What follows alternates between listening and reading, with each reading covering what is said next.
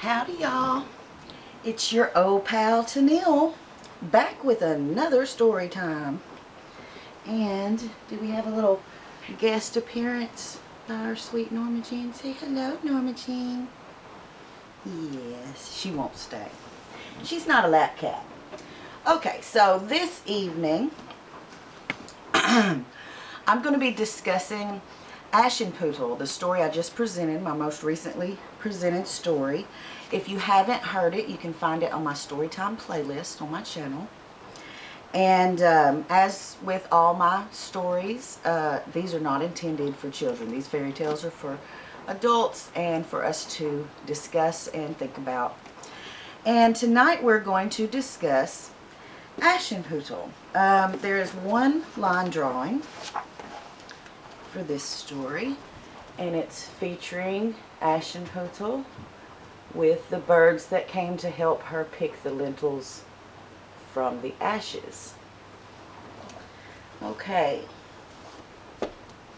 I have several points I want to address. I tend to digress and ramble on about this, so I'm going to really try to stay on point here. So, the story begins in tragic circumstances with the death of Aschenputtel's mother. Fairy tales often begin in a tragic way with the death of the good parent, or sometimes both parents. We know that Aschenputtel's father doesn't much care for her. He remarried before a year was out.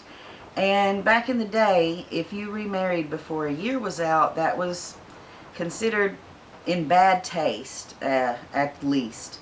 You were to observe mourning for a year, wear black, and not socialize for a year. So the fact that he married before an entire year had passed kind of speaks to the fact that he, didn't hold her in very high regard.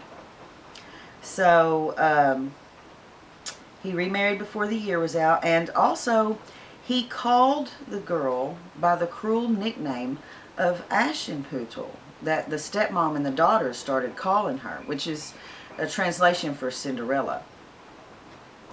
And it wasn't like a nice nickname. They were being mean. They were teasing her by calling her that. In fact, we do not ever hear this poor girl's name. The story does not reveal Aschenputtel's real name. Even after she goes away with the prince, we do not know her name. It is also evident in the way that he refers to her towards the end of the story, meaning that you can tell that he doesn't hold his daughter or his previous wife in very high regard at all. Towards the end of the story, the king's son inquires if there is another daughter, and the father says, "No, only my dead wife left behind her little stunted Aschenputtel." So that lets us understand that this girl is alone in the world, because that's the way her father's acting. He's really not going to be there for her. And I think that this part of the story appealed to most people, especially when this story was originated.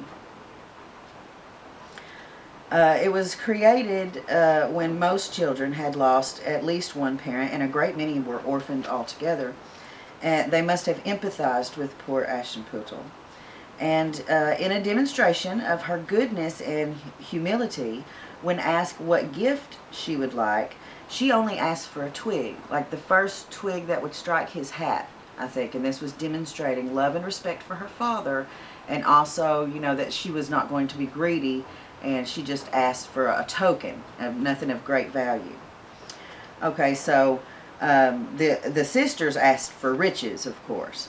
And in the way of fairy tales, Aschenputtel was rewarded for not being greedy by receiving the twig, which apparently was a magical twig, and she planted it, and it grew into a magical tree. Now, she planted it near or on her mother's grave, and her sadness and her tears watered the twig, and that caused it to grow. So here again is another example of magical tears, which reoccur time and again.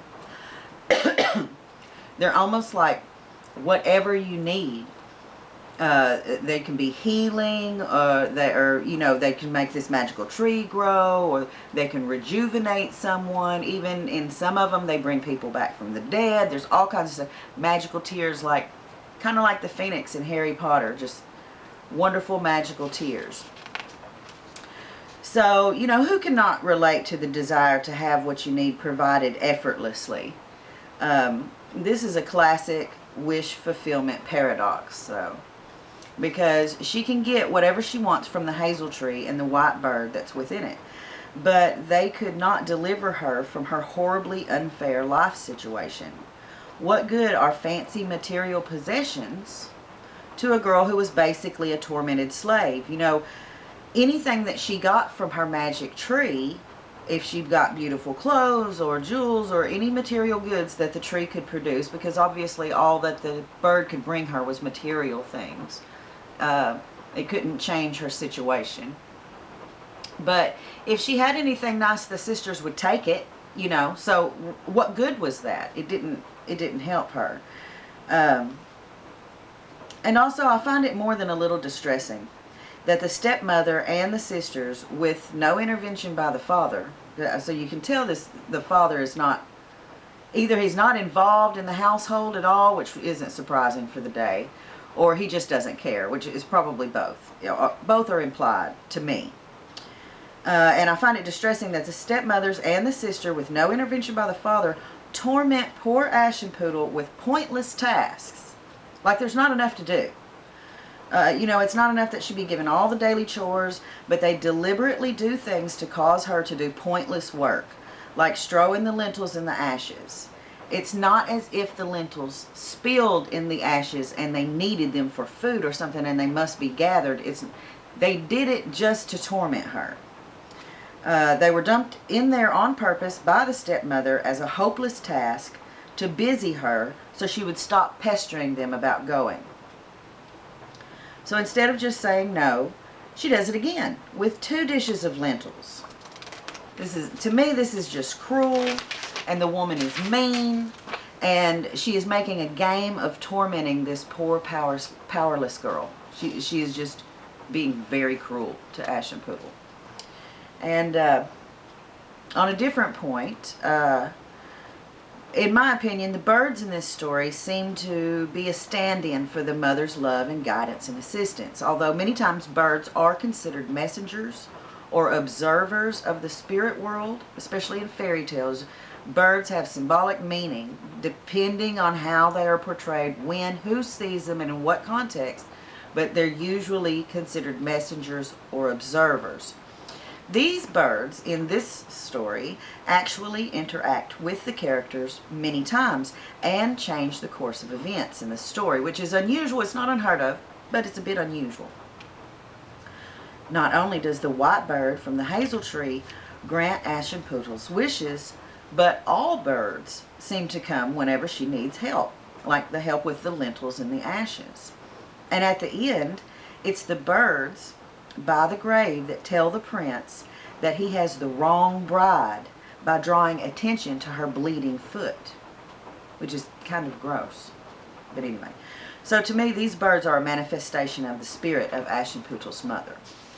It is curious to me that the king's son doesn't know right away that either of the stepsisters are the right woman. I've always thought this about this story. The Cinderella version and the little tales you hear, and this version. The story tells how he never left her side for all 3 days of the festival, saying always that she is my partner. And why did he have to be told by the birds on the grave that either of the stepsisters were false? Could he not tell? Couldn't he tell by looking in their faces? This has always puzzled me, especially when I was a child. Why couldn't he tell who she was or wasn't, regardless of her clothes? Now, of course, I realize that when this story was originated, the clothes did indeed make the man. And if you cleaned up a peasant and you dressed him in a lord's clothes, well, no one would recognize him. And the same vice versa with a lord in a peasant's clothes. But Aschenputtel's stepmother and her sisters saw her daily. Even if they didn't like her, even if they shunned her, You know, she was around. They knew what she looked like. They knew what her face looked like. And the king's son was with her for 3 days straight. And no one else. He danced with her over and over again. Surely he looked at her face. So, you know, clothes couldn't change her that much. And it has to be the transformative idea that if only I could look like them, I could be like them. How many peasants must have dreamed of owning the fine clothes that could, at least to them, literally change their life? How many desperate, poor, orphan girls dreamed of putting on that magical dress and finding a prince that would take them away and solve all of their problems? This must have been a terrifically comforting fantasy. It's no wonder this story has endured.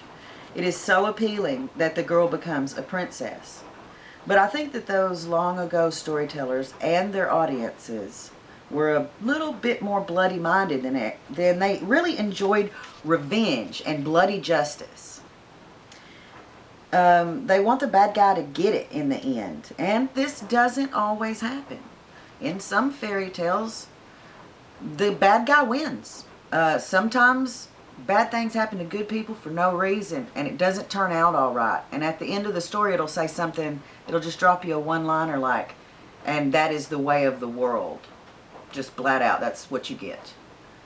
On this one, you know, having the birds peck out the sister's eyes, it's unusually ugly, but I mean, that's par for the course for fairy tales, really. And this, having the eye pecked out accomplishes this desire for justice while allowing pure Aschenputtel to remain innocent of any violent retribution against the sisters. So they get theirs, and she's still sweet and nice. So that's you know, something that they're trying to do. Also, as the birds represent mother, it is fitting that they be the executioners of the punishment. But let me get a little sip here.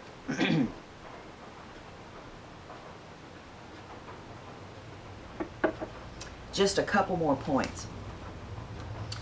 And I've brought this up on several occasions, that no one is surprised, least of all Aschenputtel, by the behavior and even the speech of the birds. This often happens in fairy tales, as the listener is to just accept that this story occurs in a world where these things happen. Many times the story will be prefaced with a little line, something like, back when it was still of some use to wish for things, or once when there were still magic in the world. I've seen some where they were like, once upon a time when fairies were still in the woods. You know, those kinds of lines. We'll preface it just so that you'll know, wild things happen, just accept it. And I love this about, you know, fairy tales. It's just, this is the way that it went down. This is the way the story goes. Here it is. And you know, that's fascinating to me. Also, this is a question that came up to me.